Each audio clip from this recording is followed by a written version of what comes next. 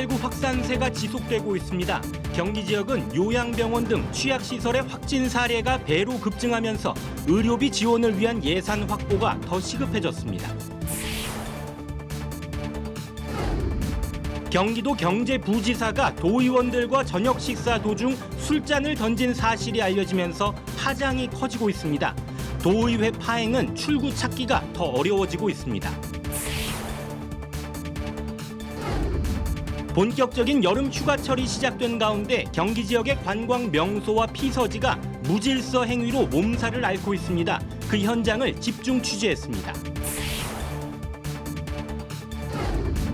수원역 성매매 집결지가 폐쇄된 지 1년이 지났습니다. 새롭게 바뀌어가고 있는 그곳의 모습을 담아봤습니다. 위클리 주요 뉴스입니다.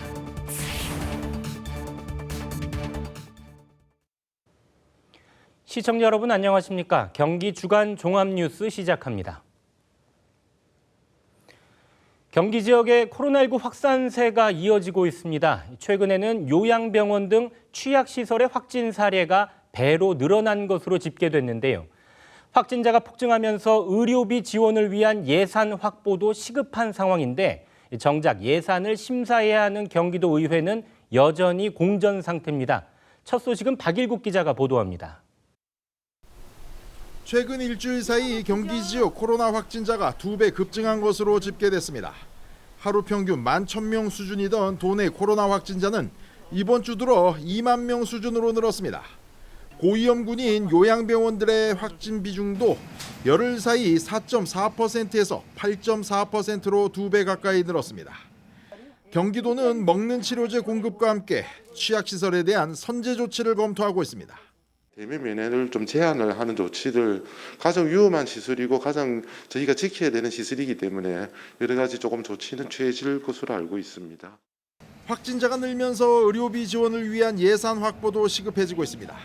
이미 건강보험공단이 청구한 재택치료비 등 1,400억 원 중에서 1,000억 원은 제때 지급하지 못하고 있는 상황입니다. 경기도는 일반 병원에 줘야 하는 입원 치료비도 늘고 있어서 관련 예산 부족이 우려되고 있다고 밝혔습니다. 코로나19 확진자들에게 지급되는 생활지원금과 격리 입원 치료비 사업은 현재 국비로 겨우 지탱하고 있는 상황으로 도비 1,861억 원을 신속하게 매칭을 해야 되는 상황입니다. 보건당국은 요양시설의 먹는 치료제 처방률이 29% 수준이라며 치료제 추가 확보를 위한 예산 대책을 마련하고 있다고 밝혔습니다. 한편 추경 예산을 심사해야 하는 경기도의회는 원구성에 합의하지 못하면서 여전히 공전 상태입니다. 민주당과 국민의힘 양측은 8월에 추경 예산 통과를 위한 원스톱 의회를 개최할지 여부를 두고 협의를 진행하고 있습니다. BTV 뉴스 박일국입니다. 이런 가운데 김용진 경기도 경제부지사가 도의원들과 저녁 식사를 하던 중에 술잔을 던진 사실이 알려지면서 파장이 커지고 있습니다. 국민의힘은 김 부지사를 경찰에 고발하고 도지사의 공식 사과를 요구했는데요. 엎친 데 덮친 격으로 경기도의회 파행은 출구를 찾기가 더 어려워지고 있습니다. 계속해서 박일국 기자가 보도합니다. 사건은 지난 27일 용인의 한 갈비집에서 신임 김용진 경제부지사와 도의회 여야 대표의원이 함께 저녁 식사를 하던 중에 발생했습니다. 김 부지사와 국민의힘 광미숙 대표의원, 민주당 남종섭 대표의원이 대화를 하다가 논쟁이 벌어졌고 그 과정에 부지사가 술잔을 던졌다는 겁니다. 파행을 겪고 있는 도의회를 정상화하자고 모인 자리가 뜻하지 않은 방향으로 번진 겁니다. 국민의힘은 자당의 광미숙 대표의원을 향해 술잔을 던졌다며 즉각 부지사를 폭행 등의 혐의로 경찰에 고발했습니다. 의원들은 도의회에 대한 폭력이라며 임명자인 김동연 도지사의 공식 사과와 부지사 파면을 촉구했습니다. 상황이 이렇게 되자 김용진 부지사가 사과문을 내고 자신의 행위를 일부 인정했습니다. 하지만 곽 의원에게 던진 것은 아니고 현안을 풀기 위한 충정에서 의욕이 너무 과했다고 해명했습니다. 민주당은 조심스러운 분위기입니다. 우선 경찰에 고발한 사안인 만큼 사실관계부터 확인하고 대처한다는 방침입니다. 경제부지사 문제가 그동안 의회 정상화에 걸림돌이었던 것도 부담입니다. 김용진 경제부지사는 이천 출신으로 행정고시를 거쳐 기획재정부 차관을 지낸 인물로 김동연 지사가 경제부총리 때 함께 근무한 경력이 있습니다. 문제가 된 저녁 식사 당시엔 부지사 내정자 신분으로 임명을 하루 앞둔 시점이었습니다. 한편 이번 부지사 술잔 파문으로 기대했던 8월 임시회 개최 등 도의회 정상화가 더 어려워질 것이라는 전망과 함께 추경 예산 등 민생 현안에 차질이 불가피할 것이라는 우려가 나오고 있습니다. BTV 뉴스 박일국입니다. 수도권의 첫 번째 수소 공급 거점인 평택 수소 생산 기지가 완공됐습니다. 앞으로 기지에서는 하루 최대 7톤 규모의 수소를 생산해 연간 43만 대의 수소차에 연료를 공급할 수 있게 됩니다. 평택시는 수소 특화 생산 기지를 기점으로 본격적인 수소 기반 도시를 만들어간다는 계획입니다. 주아영 기자입니다. 수도권의 수소 공급 거점이 될 수소 생산 시설이 평택에 들어섰습니다. 이곳에서는 평택 LNG 인수기지에서 공급받은 천연가스를 열분해해서 수소를 생산하게 됩니다. 하루 수소 생산량은 최대 7톤, 연간 43만 대의 수소차에 연료를 공급할 수 있는 양으로 국내 최대 규모입니다. 수소 에너지가 발돋움을 할 것입니다. 우리 평택 수소 생산 시설이 그와 같은 수경제 대중화에 기여하면 물론 탄소 중립 시대의 핵심 에너지원으로서의 역할을 할 것으로 믿어 심지 않습니다. 평택 수소 생산기지는 시 운전 등을 거쳐 다음 달부터 생산에 들어가게 됩니다. 수소 도시로 첫 발을 내디딘 평택시는 평택항 일대의 화석연료를 수소 에너지 기반으로 교체하고 더 나아가 배후도시와 산업도시의 에너지원을 수소로 바꿔나갈 계획입니다. 평택시는 또 수소 생산 시설에 이어 평택항의 전국 첫 수소, 교통복합 기지도 구축할 예정입니다. 미래의 평택시는 수도권의 그 수소 특화 도시로 나가게 되는데 이번 이 수소 생산 공장을 통해서 평택시가 그 교두보 역할을 확실하게 우리 하게 될 것으로 기대를 하고 있습니다. 평택 수소 생산기지가 본격 운영되면 수소 유통 가격 인하와 함께 국내 수소 산업 기술 경쟁력 강화에 기여할 것으로 기대되고 있습니다. BTV 뉴스 주아영입니다. 화성시는 지난해부터 신안산선의 향남까지 연장을 본격적으로 추진하고 있습니다. 국토교통부도 이를 검토하기 위해 타당성 조사를 벌였는데요. 그 결과 경제성이 높은 것으로 나오면서 노선 연장에 청신호가 켜졌습니다. 이재호 기자의 보도입니다. 서울 여의도를 출발해 광명, 시흥, 안산을 거쳐 화성 국제 테마파크까지 운행하는 신안산선 복선전철. 지난 2019년부터 공사에 들어가 2024년 개통을 목표로 하고 있습니다. 지하 40m 깊이에서 최고 시속 110km로 달리는 대심도 광역철도로 개통하면 안산에서 여의도까지 30분대 이동이 가능해질 전망입니다. 화성시는 신안산선의 향남까지 연장을 추진하고 있습니다. 송산과 남양 향남 일대에서 대규모 택지 개발이 진행되면서 광역 교통 수요가 커지고 있기 때문입니다. 노선이 향남까지 연장되면 화성 서부에서 여의도까지는 50분대 이동이 가능해집니다. 지난해 8월엔 국토교통부에 노선 연장을 정식으로 건의했습니다. 국토부도 이를 검토하기 위해 즉시 타당성 검증에 들어갔고 1년 가까이 진행된 연구 용역 결과 비용 대비 편익값이 1이 넘는 것으로 나왔습니다. 보통 비용 대비 편익값이 1 이상이면 경제성이 있어 사업 추진이 타당하다고 판단합니다. 향남이라든가 남양에 있는 분들이 서울 접근성이 상당히 떨어졌습니다. 그동안.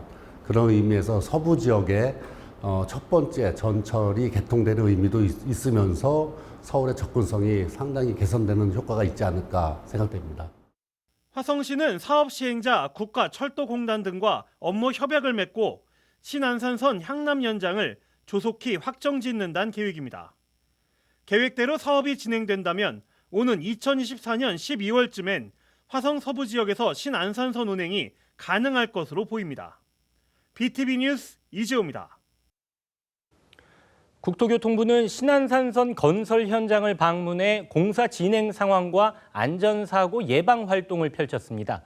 이 자리에 이민근 안산시장이 함께 했는데 신안산선 역사의 출입구 추가 설치와 노선 연장의 필요성을 설명하고 건의서를 전달했습니다. 이재문 기자의 보도입니다. 오는 2025년 5월 완공 예정인 신안산선 건설 현장입니다. 국토교통부와 안산시 관계자들이 공사 진행 상황을 살펴보고 안전사고의 위험은 없는지 점검하고 있습니다. 신안산선이 개통되면 서울 여의도에서 안산까지 30분이면 도착할 수 있습니다.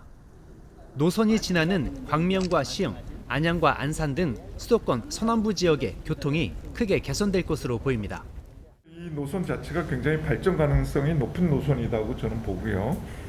이제 서해선하고 연결되고 또 부천 소사 원시하고도 연결되고 월곶 판교하고 연결된다면 이게 남북축하고도 연결되고 또 동서축하고도 연결되고 하기 때문에 신안산선의 종착지인 한양대학교역에는 출입구가 하나만 계획돼 있습니다.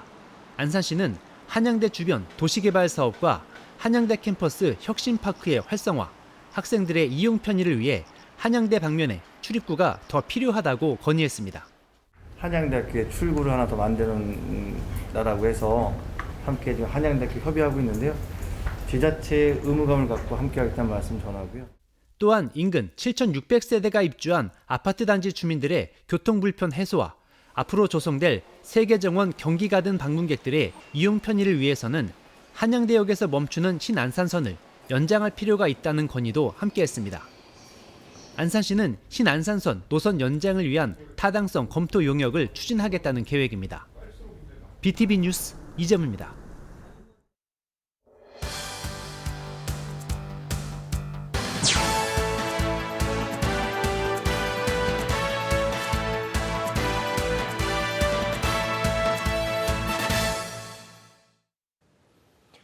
집중 취재, 오늘은 본격적으로 시작된 휴가철에 가볼 만한 가까운 관광 명소와 피서지를 둘러봤습니다. 쓰레기 무단 투기와 불법 주차 등 무질서 행위로 눈살을 찌푸리게 하는 장면은 올해도 반복되고 있는데요. 휴양지에 편의시설이 부족해서 불편을 겪는 곳도 있습니다. 김성원, 이재문 기자가 차례로 보도합니다. 시흥시의 대표 관광지인 오이도. 시원한 바닷바람을 맞으며 조개구이를 먹으려는 관광객들로 붐빕니다. 이 일대에 있는 조개구이와 칼국수 가게는 100여 곳. 경쟁이 치열하다 보니 입구부터 이른바 호객행위가 극성입니다. 도로까지 나와 지나가는 차들을 붙잡기까지 합니다. 지금 힘들 정도가 아니에요. 그렇죠. 극한 직업입니다. 근데 손님들 잡기가 좀 쉽지가 않을 것 같아요. 그러니까 치열하긴 한 거죠. 골목에 위치한 수산시장에 들어가자 보다 더한 광경이 펼쳐집니다. 가게마다 손님을 붙잡다 보니 구경 한번 하기도 여간 어려운 게 아닙니다.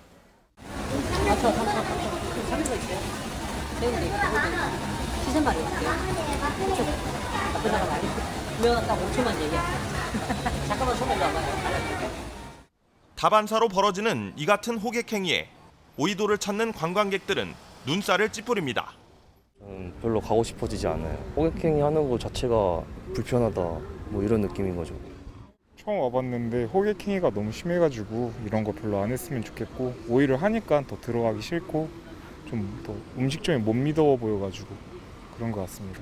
수원을 대표하는 화성행궁입니다. 방화수류정 일대를 중심으로 많은 사람들이 돗자리에 앉아 이야기를 나누며 즐기고 있습니다.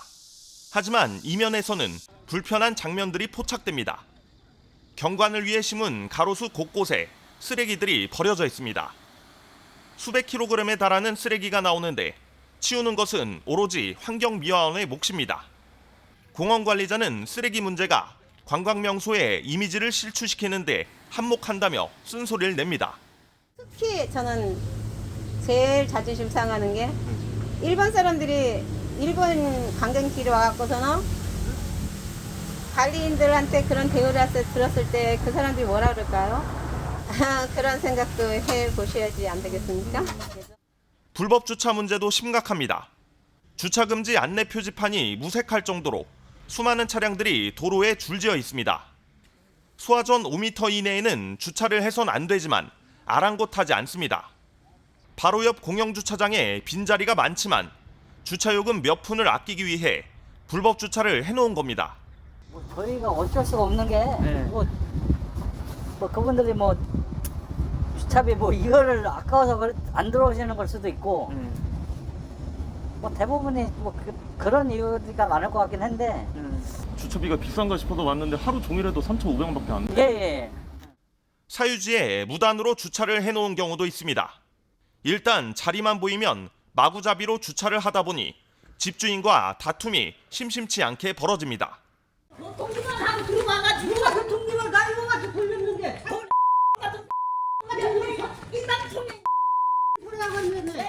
눈살을 찌푸리게 하는 무질서 행위는 올해도 곳곳에서 목격됩니다. 모두가 즐거운 휴식을 위해 성숙한 시민의식이 요구되는 시점입니다.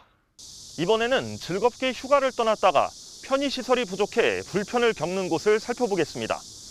해수욕장에서 물놀이와 모래놀이, 갯벌 체험까지 했는데 샤워장이 없다면 어떨까요? 계속해서 이재문 기자가 전해드립니다. 안산시 대부도의 방아머리 해변입니다. 피서에 나선 시민들이 파라솔이나 그늘막 아래서 탁 트인 바다를 즐기고 있습니다. 아이들은 모래놀이 산매경에 빠졌습니다. 안산시는 코로나19 확산과 환경오염 방지를 위해 해변에서의 취사행위와 야영을 금지했습니다. 야영 금지인 걸 모르고 텐트를 쳤던 시민들은 단속에 따르며 질서 유지에 동참하는 모습입니다. 원터치라서 되는 줄 알았어요. 네. 이것도 못하게 하니까 조금 야박하다는 느낌도 드시지 않으세요? 요정에 따라야죠. 해변에 버려진 쓰레기도 거의 볼 수 없을 만큼 깨끗하게 관리되고 있습니다. 그런데 물놀이를 마친 피서객들의 진풍경이 펼쳐지는 곳이 있습니다. 수도가에서 손과 발을 씻는 것은 물론 아이들을 사실상 샤워장에 데려온 것처럼 씻기고 있습니다. 방아머리 해변에는 샤워장이 없기 때문입니다. 샤워장이 따로 없어가지고. 샤워장 없는지 모르셨어요? 그냥 이렇게 다들 그냥 한다고 해서. 샤워장이 없는 방아머리 해변을 찾은 피서객들은 아쉬움을 토로합니다. 있으면 사용하시겠어요? 있으면 사용하죠. 여기 밖에서 이거 하는 거는 것도 수고스러워가지고. 아이들이 있으니까 샤워장이 있으면 저희도 또 편하고 또 여기 이용하기도 편하고 좀 더 자주 오겠죠. 사실 방아머리 해변에 샤워장이 없는 이유가 있습니다. 방아머리 해변은 공식 해수욕장이 아닙니다. 해수욕장의 이용 및 관리에 관한 법률에는 해수욕장이 갖춰야 할 시설이 정해져 있고 그중에는 샤워장도 포함되어 있습니다. 방아머리 해수욕장이 공식 해수욕장이라면 샤워장은 반드시 갖춰야 할 편의시설이지만 미지정 해수욕장이라서 그럴 필요가 없는 겁니다. 해변에서 실제적으로 해수욕을 하고 있는 그 관광객들이 많지 않고 있어서 해수욕장을 확충한 걸로 지금 운영을 하고 있습니다. 방아머리 해변을 해수욕장으로 지정하면 더 안전하고 체계적으로 관리하면서 편의시설도 확충할 수 있습니다. 하지만 그러지 못하는 이유는 바로 수질 때문입니다. 해수욕장으로 지정하기 위해서는 바닷물 수질 검사를 통과해야 하는데 기준에 못 미치고 있습니다. 복통과 설사 등의 질환을 일으키는 대장균과 전립선염과 방광염의 원인이 되는 장구균이 기준치의 2배 넘게 검출되고 있습니다. 경기만이 위치한 경기도에는 이 같은 이유로 지정 해수욕장이 단 한 곳도 없습니다. 방아머리 해변에서 물놀이를 마치고 나면 반드시 몸을 깨끗이 씻고 특히 씻지 않은 손으로 음식물을 섭취하지 않도록 주의해야 합니다. 취재가 시작되자 안산시는 방아머리 해변에 샤워장과 탈의실을 만들 수 있는 예산을 확보하기 위해서 경기도와 협의하겠다고 밝혔습니다. BTV 뉴스 이재문입니다.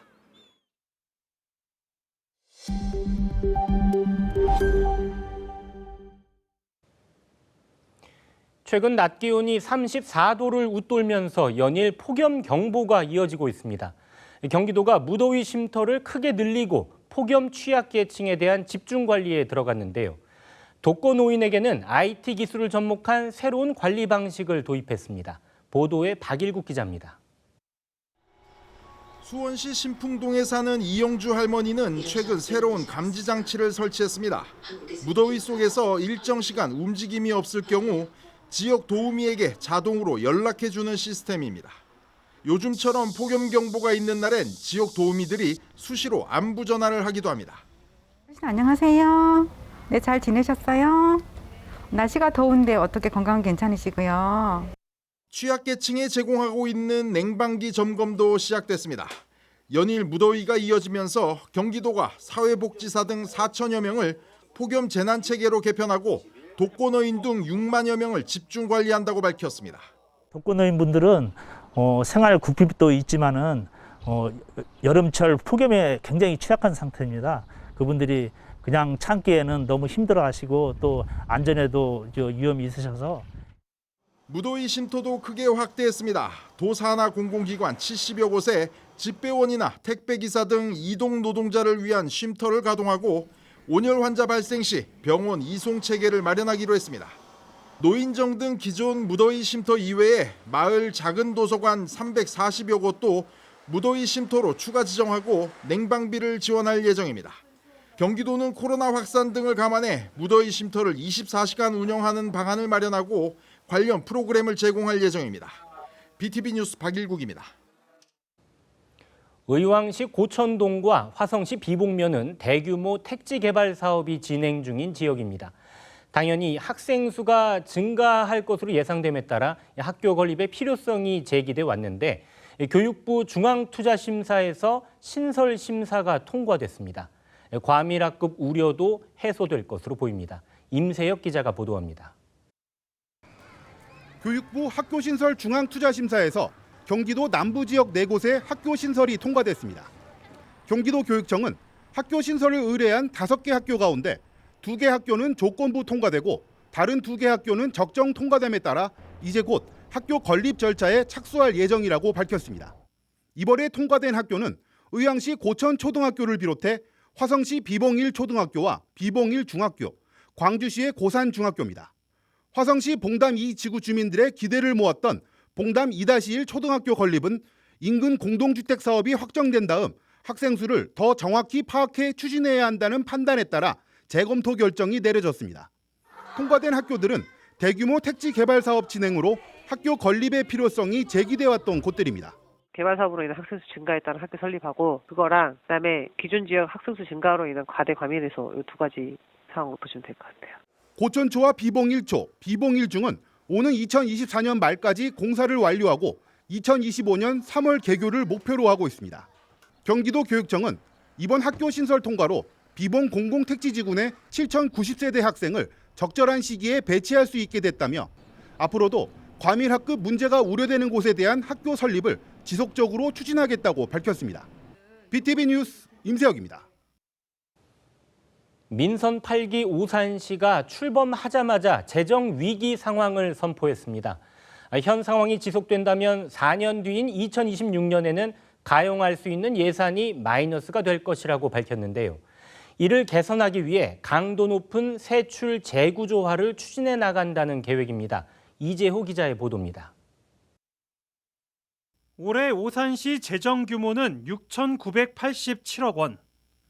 인구와 면적 등이 비슷한 도내 다른 도시의 78% 수준에 불과합니다. 재정 자립도도 낮은 편에 속합니다. 올해 재정 자립도는 31.5%로 경기도 평균보다 6%포인트 정도 낮습니다. 그럼에도 출연기관과 민간단체에 지원하는 경비는 해마다 큰 폭으로 증가하고 있습니다. 2018년부터 연평균 10% 이상씩 늘어 시 재정에 큰 부담을 주고 있다는 분석입니다. 오산시는 획기적인 재정 확충 방안 없이 현 상태가 이어진다면 오는 2026년엔 시가 운영할 수 있는 가용 예산이 마이너스가 될 것으로 내다보고 있습니다. 사업 및 조직의 전면 재구조화 없이 현재 재정 구조로 지속 운영한다면 민선 8기 공약 사업 등 중요 정책 사업에 재정 투입이 어려울 뿐 아니라 2026년에 가용 재원이 마이너스에 이르는 심각한 재정 위기에 이를 수 있습니다. 이에 오산시는 현 상황을 심각한 재정 위기라고 판단하고 강도 높은 세출 재구조화를 추진하겠다고 밝혔습니다. 특히 민선 7기에 추진한 13개 대형 사업이 예산 부족으로 인해 보류되고 있다며 추진 여부를 원점에서부터 재검토할 예정입니다. 민선 8기에는 민생 경제 위기로 어려움을 겪고 있는 시민들의 고통을 분담하고 시민과 함께하는 100년 동행의 초속 마련을 위한 대책으로 대대적인 세출 재구조화를 추진하겠습니다. 재정 확충에도 총력을 기울일 계획입니다. 안정적인 지방세 확보를 위해 대기업과 대형 쇼핑몰 유치에 나설 방침입니다. BTV 뉴스 이재호입니다. 수원시의 오랜 수건 사업이었던 수원역 성매매 집결지가 지난해 5월 말 폐쇄됐죠. 1년이 넘게 지난 지금 그곳은 어떻게 변화하고 있을까요? 김효승 기자가 다녀왔습니다. 대로변 건물에 대형 학원이 들어섰습니다. 골목을 따라 음식점과 주점이 자리하고 아기자기하게 옥상을 꾸민 이른바 루프탑 카페도 자리합니다. 수원시 매산로 일가 114번지 일대, 수원역 성매매 집결지로 불리던 자리가 새로운 모습으로 탈바꿈하고 있습니다. 성매매 업소 같은 것도 좀 많고 막 홍등가라고 하잖아요. 그런 게 많다 들었었는데 오늘 와보니까 그냥 깔끔하게 잘 되어 있는 것 같아요. 카페들도 많고 건물도 새로 세워져 있어서 그런 느낌은 전혀 안 들었어요. 많이 달라졌다 생각이 들어가지고 좀 놀랐어요. 카페도 많고 해서 좀만 더 시간 지나면은 행궁동 같이. 건물 신축과 리모델링이 계속되는 가운데 골목 분위기가 달라지면서 미용실을 비롯한 가게들도 입점을 앞두고 있습니다. 입점 상인들은 새로운 건물과 접근성을 장점으로 꼽으며 다만 일대의 골목을 좀 더 알렸으면 하는 아쉬움을 나타냅니다. 코로나19 영향에 더해 마을의 변화를 모르는 이들도 많다는 겁니다. 미성년자도 출입할 수 없었던 그런 지역이었는데 이제 다 없어지고 건물들이 새로 생기면서 그리고 사실 여기랑도 가까워서 위치도 좋아서 접근성이 좋아서 여기를 선택한 것 같아요.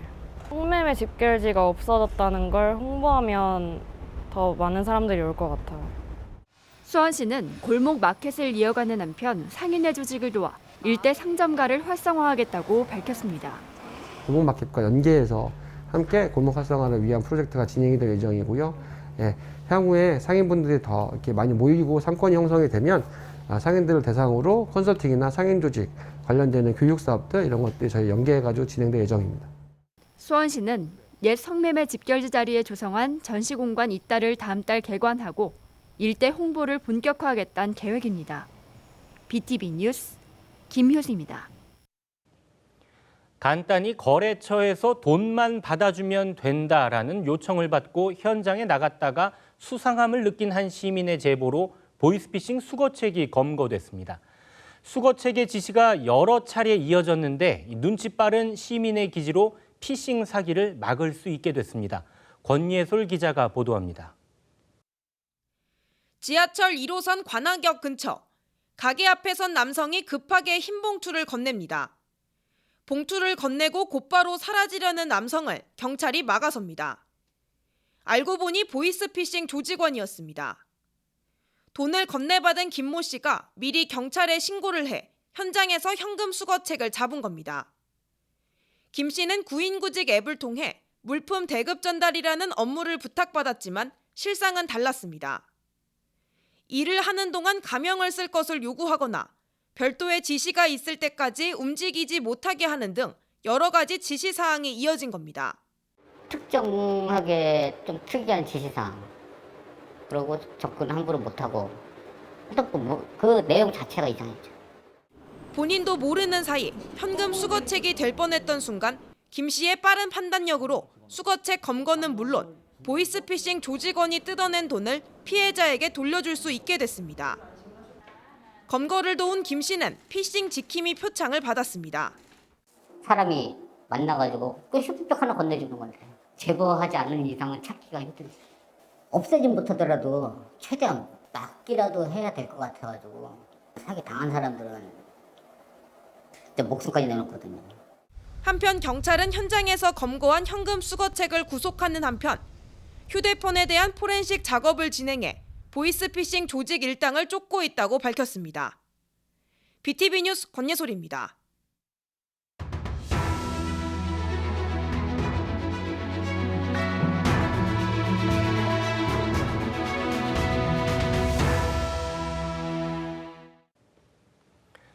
안산 지역의 청년들이 의미 있는 기부 문화 캠페인을 시작했습니다. 스포츠에 재미를 더해 기부를 하는 이른바 기부앤슛 캠페인이 첫 발을 뗐습니다. 이재문 기자가 다녀왔습니다. 안산의 한 풋살 경기장. 이민근 안산시장과 비서진, 시민 등 8명이 등장했습니다. 골대에 공을 차서 기부금을 내는 캠페인의 첫 참가자들입니다. 게임에 앞서 연습을 하면서 0점 조정을 마칩니다. 그런데 본 게임이 시작되자 생각지 못한 미션이 부여됩니다. 코끼리 코를 돌고 난 뒤에 공을 차기. 공이 골대를 벗어나 10만 원을 기부하게 됐습니다. 앞이 보이지 않는 안경을 쓰고 공을 차다가 넘어져 큰 웃음을 주기도 합니다.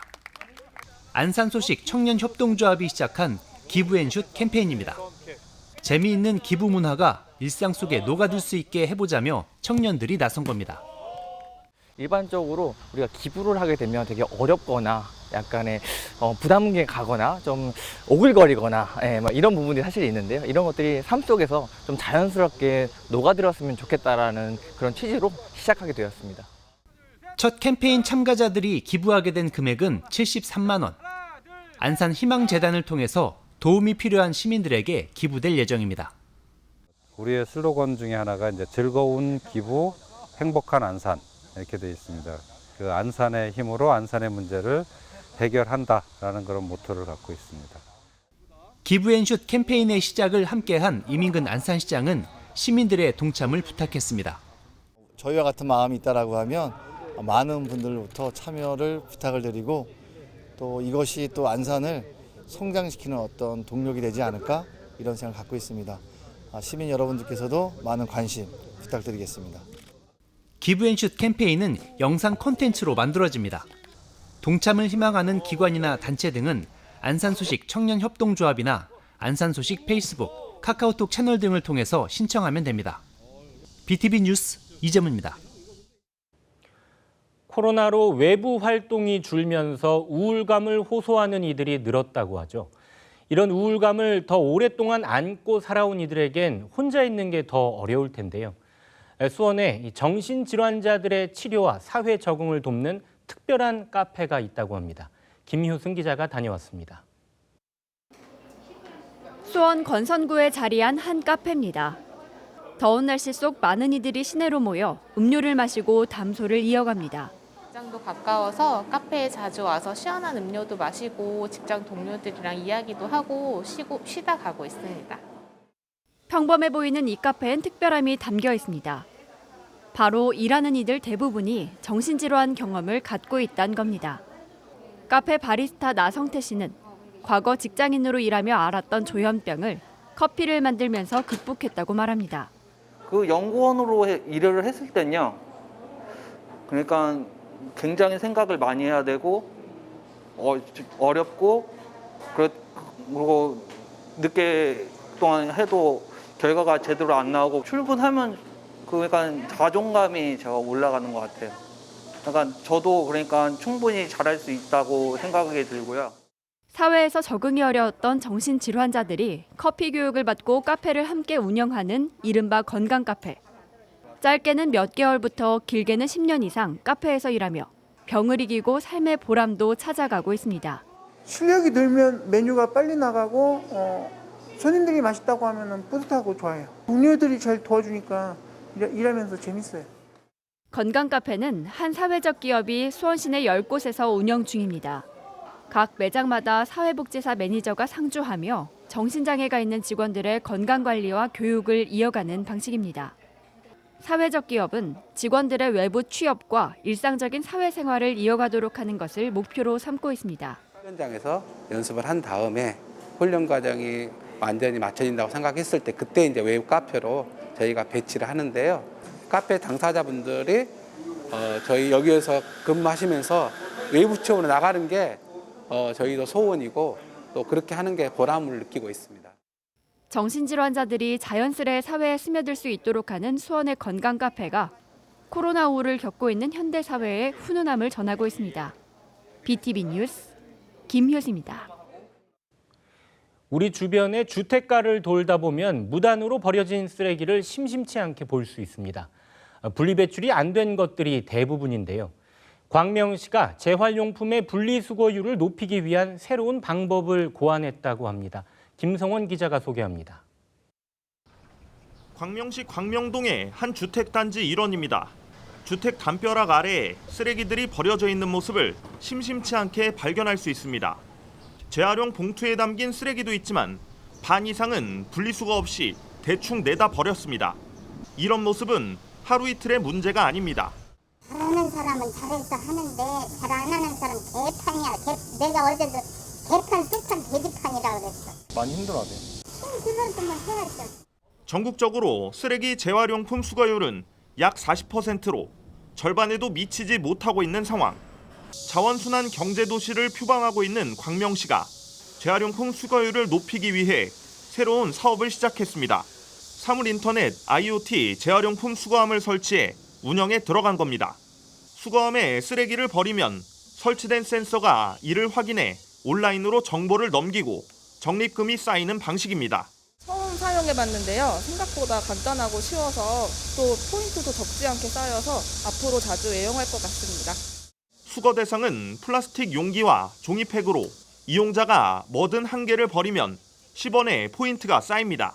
이렇게 모은 적립금은 애플리케이션을 통해 우유와 피자, 업사이클링 제품 등으로 교환할 수 있습니다. 최근 코로나 등으로 쓰레기 발생량이 급증하고 있고 이를 자원화하기 위해서는 지자체와 시민들의 참여가 절대적으로 필요하며 광명시는 쓰레기가 돈이 되는 자원순환 경제 구축을 위해 앞으로도 시민들의 참여를 높일 수 있는 다양한 정책을 펼쳐나가도록 할 계획입니다. 광명시는 올해 시청과 각동 행정복지센터 등 5곳에서 시범 운영하고 연말 평가를 거쳐 내년에 사업을 확대할 예정입니다. BTV 뉴스 김성원입니다. 군포문화재단이 지역 작가들의 예술활동 지원을 위한 전시 프로젝트를 진행하고 있습니다. 그 첫 번째 순서로 군포 토박이 사진작가의 작품을 만나볼 수 있는 사진전이 마련됐는데요. 우리 주변에서 흔히 볼 수 있는 도심의 모습들이 카메라에 담겼습니다. 권예솔 기자가 다녀왔습니다. 옥상 위 빨랫줄과 그 아래 놓여 있는 장독들. 재개발 이야기가 나오면서 조만간 추억 속에 남게 될 원도심의 모습이 카메라에 담겼습니다. 군포에서 30년 넘게 살아온 임효래 작가의 개인 사진전입니다. 우리들의 이야기가 우리 집 주변에서 이렇게 할 수 있는, 나눌 수 있는 이야기들이 많아서 제 전시의 그 작품들하고 같이 우리 주변에 이런 것들이 있었구나, 우리 군포가 이런 것들도 있었구나라고 이렇게 새롭게 인식하고, 오랜 시간 군포 곳곳을 살피며 주민들의 이야기를 사진에 담아온 임 작가. 시간이 흐르면서 동네 모습은 많이 변했지만 여전히 그곳에 사는 사람들의 정감은 그대로라고 말합니다. 특히 옥상 풍경에 대해서 제가 이번에 전시를 하게 됐는데 우리들의 옥상의 그 추억을 함께 나눴으면 좋겠습니다. 도시의 숲과 원도심의 옥상 풍경이란 주제로 열린 임 작가의 사진전은 군포 문화예술회관에서 이달 말까지 무료로 관람할 수 있습니다. BTV 뉴스 권예솔입니다. 화성시는 도시 지역인 동부와 농어촌 지역인 서부 간의 격차가 큰 곳입니다. 영화관 역시 대부분이 동부 지역에 몰려 있는데요. 이를 해소하기 위해 조성된 마도면의 작은 영화관이 오는 11월부터 운영을 시작한다고 합니다. 이재호 기자가 보도합니다. 화성 시내 영화관 수는 8개, 이 중 7개가 동탄과 병점 등 동부 지역에 모여 있습니다. 화성 서부 지역에선 향남에 있는 멀티플렉스에서만 영화 관람이 가능합니다. 이에 화성시는 예산을 들여 서부 지역인 마도면에 작은 영화관을 조성했습니다. 동서 간 문화 격차를 조금이나마 해소해보자는 취지였지만 때마침 터진 코로나19의 여파로 2년 가까이 문을 열어보지도 못했습니다. 어느 지역에 살든지 문화 향유에 대한 욕구는 비슷할 겁니다. 화성시 서부권역은 영화관이 없는 상황으로 동서부 간 문화 접근성 격차를 줄이기 위해 화성시 작은 영화관을 조성하였습니다. 마도면 작은 영화관에선 오는 11월부터 영화 관람이 가능해질 전망입니다. 다른 멀티플렉스에서와 같이 최신 영화가 상영되고 시중의 절반 수준인 7,000원만 내면 입장할 수 있습니다. 화성시는 마도면 작은 영화관 개관을 위해 민간 위탁기관 선정 등의 본격적인 준비에 들어갔습니다. 관람료는 7,000원 선으로 멀티플렉스보다 훨씬 저렴한 가격에 같은 영화를 관람할 수 있습니다. 현재 11월 개관을 목표로 준비 중에 있고요. 서부권역 시민 및 인근 근로자들이 여가 활동을 즐길 수 있는 커뮤니티 공간으로서 역할을 수행할 것으로 예상합니다. 마도면 작은 영화관은 마도문화센터 3층에 자리하고 있습니다. 2개 관으로 구성돼 있고 한 번에 150명까지 입장할 수 있습니다. BTV 뉴스 이재호입니다. 코로나와 기후 변화가 이어지면서 환경에 대한 관심도 점점 더 커지고 있죠. 수원에서 재밌는 작품들로 환경에 대해 생각하고 공부하는 이색 전시가 마련됐는데요. 김효승 기자가 다녀왔습니다. 전시관 한가운데 거대한 괴물처럼 보이는 구조물이 놓여 있습니다. 마치 날개를 펄럭이는 것 같은 작품을 자세히 보면 비닐봉지와 플라스틱들입니다. 네, 아이들한테도 되게 좋은 주제인 것 같고 이렇게 만들어진 작품에 대한 재료들이 뭔지 물어보면서 같이 이제 좀 신기하다는 얘기도 많이 하고 재활용품 같은 걸로 폐 비닐로 이렇게 어떻게 만들었는지 너무 신기하고 가습기와 에어컨, 난로 등 서로 다른 계절에 쓰는 가전들이 한데 모여 생경한 분위기를 자아냅니다. 일상에서 흔히 볼 수 있는 양파망과 플라스틱은 거대한 장막으로 재탄생했습니다. 양파망, 귤망으로 쓰였던 망들, 그리고 실, 그리고 비닐, 그런 집 안에서의 일상적인 소재를 적극 활용해서 새로운 생태계를 만들면서 자연에 대해서 다시 생각하게 되는, 자연과 우리의 어떤 관계성을 생각하게 되는 어떤 계기가. 아트스페이스 광교에서 마련된 휘릭 균굴 탁 전시. 5명의 작가가 일상적인 소재를 활용해 작품 30여 점에 환경에 대한 메시지를 담아냈습니다. 설치와 영상을 비롯한 작품을 감상하고 플라스틱 등을 재활용해 직접 작품을 만들어 보거나 교육도 받을 수 있습니다. 전지구적 위기를 우리가 함께 대안을 찾아 탁하고 해결하면서 좋겠다라는 메시지를 담고 있는 전시입니다. 전시도 보시고 체험 프로그램을 통해서 좀 환경에 대한 다양한 생각들을 공유했으면 좋겠습니다. 톡톡 튀는 작품들로 환경에 대해 생각해보는 휘릭 균굴 탁 전시는 9월 12일까지 수원시립 아트스페이스 광교에서 무료로 만날 수 있습니다. BTV 뉴스 김효수입니다.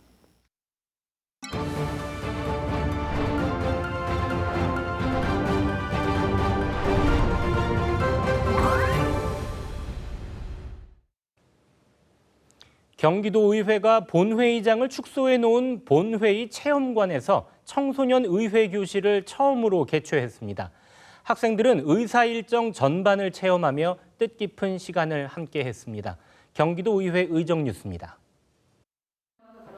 경기도의회가 경기마루 내에 있는 본회의 체험관에서 개관 이후 처음으로 청소년 의회 교실을 진행했습니다.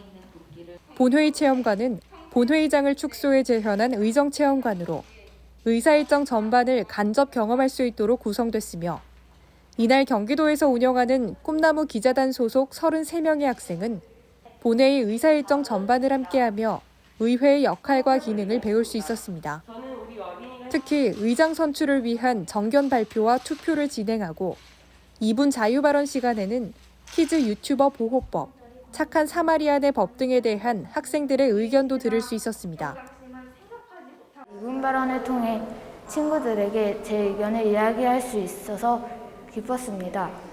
의회가 어떤 일을 하는지 제대로 알 수 있어서 보람됐습니다. 이와 함께 반려견 입양 시 라이선스를 도입해야 한다는 건의안을 처리하기 위해 찬반 토론, 표결 등을 진행해 안건이 의결되는 과정도 함께했습니다. 한편 경기도의회는 하반기에도 청소년 의회 교실을 통해 도내 학생들이 참여 민주주의를 경험할 수 있도록 다양한 프로그램을 준비할 예정입니다. 12대 수원 특례시 의회의 첫 회의인 제369회 임시회가 모든 일정을 마무리했습니다. 의원들은 안건 심사와 5분 발언 등을 통해 다양한 정책 방향을 제시했습니다.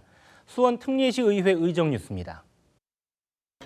수원특례시의회가 지난 7월 20일 제2차 본회의를 마지막으로 제12대 의회 첫 회기인 제369회 임시회 의사 일정을 모두 마무리했습니다.